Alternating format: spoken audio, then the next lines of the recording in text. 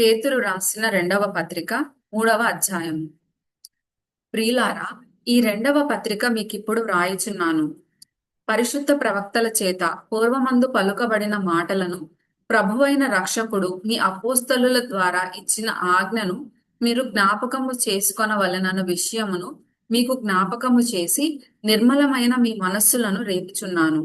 అంత్య దినములలో అపహాసకులు అపహసించుచూ వచ్చి తమ స్వకీయ దురాశల చొప్పున నడుచుకొనుచు ఆయన రాకడను గూర్చిన వాగ్దానమేమాయను, పితరులు నిద్రించినది మొదలుకొని సమస్తమును సృష్టి ఆరంభముననున్నట్టే నిలిచియున్నది అని చెప్పుదురని మొదట మీరు తెలుసుకొనవలెను.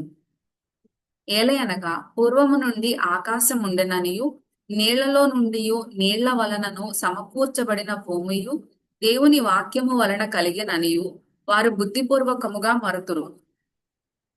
ఆ నీళ్ల వలన అప్పుడున్న లోకము నీటి వరదలో మునిగి నశించెను. అయితే ఇప్పుడున్న ఆకాశమును భూమియు భక్తిహీనుల తీర్పును నాశనమును జరుగు దినము వరకు అగ్ని కొరకు నిల్వ చేయబడినవై అదే వాక్యము వలన భద్రము చేయబడి ఉన్నవి. ప్రియులారా, ఒక సంగతి మరచిపోకుడి. ఏమనగా, ప్రభువు దృష్టికి ఒక దినము 1000 సంవత్సరముల వలెను, 1000 సంవత్సరములు ఒక దినము వలెను ఉన్నవి. కొందరు ఆలస్యమని ఎంచుకొనున్నట్లు ప్రభువు తన వాగ్దానమును గూర్చి ఆలస్యము చేయువాడు కాడు గాని ఎవడునూ నశింపవలెనని ఇచ్చయింపక అందరూ మారు మనస్సు పొందవలెనని కోరుచు మీ ఎడల దీర్ఘశాంతము కలవాడై ఉన్నాడు. అయితే ప్రభువు దినము దొంగ వచ్చినట్లు వచ్చును. ఆ దినమున ఆకాశములు మహాధ్వనితో గతించిపోవును, పంచభూతములు మిక్కటమైన వేండ్రముతో లయమైపోవును, భూమియు దాని మీదనున్న కృత్యములను కాలిపోవును. ఇవన్నీ ఇట్లా లయమైపోవునవి గనుక ఆకాశములు రౌలుకొని లయమైపోవునట్టియు, పంచభూతములు మహావేండ్రముతో కరిగిపోవునట్టియు దేవుని దినపు రాకడ కొరకు కనిపెట్టుచు దానిని ఆశతో అపేక్షించుచు మీరు పరిశుద్ధమైన ప్రవర్తనతోనూ భక్తితోనూ ఎంతో జాగ్రత్త గలవారై ఉండవలెను. అయినను మనం ఆయన వాగ్దానములను బట్టి క్రొత్త ఆకాశముల కొరకును క్రొత్త భూమి కొరకును కనిపెట్టుచున్నాము. వాటి అందు నీతి నివసించును.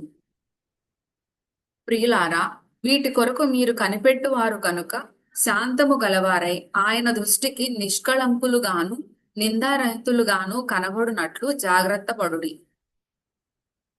మరియు మన ప్రభువు యొక్క దీర్ఘశాంతము రక్షణార్థమైనదని ఎంచుకొనుడి. అలాగూ మన ప్రియ సహోదరుడైన పౌలు కూడా తనకు అనుగ్రహింపబడిన జ్ఞానము చొప్పున మీకు వ్రాసి ఉన్నాడు. వీటిని గూర్చి తన పత్రికలన్నిటిలోనూ బోధించుచున్నాడు. అయితే వాటిలో కొన్ని సంగతులు గ్రహించుటకు కష్టమైనవి.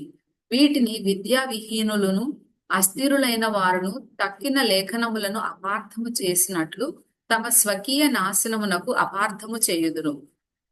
ప్రియులారా, మీరు ఈ సంగతులు ముందుగా తెలుసుకొని ఉన్నారు గనుక మీరు నీతి విరోధుల తప్పు బోధ వలన తొలగింపబడి మీకు కలిగిన స్థిర మనస్సును విడిచి పడిపోకుండా కాచుకొని ఉండుడి.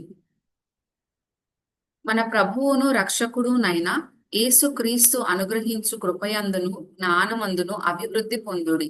ఆయనకు ఇప్పుడును యుగాంత దినము వరకును మహిమ కలుగును గాక. ఆమేన్.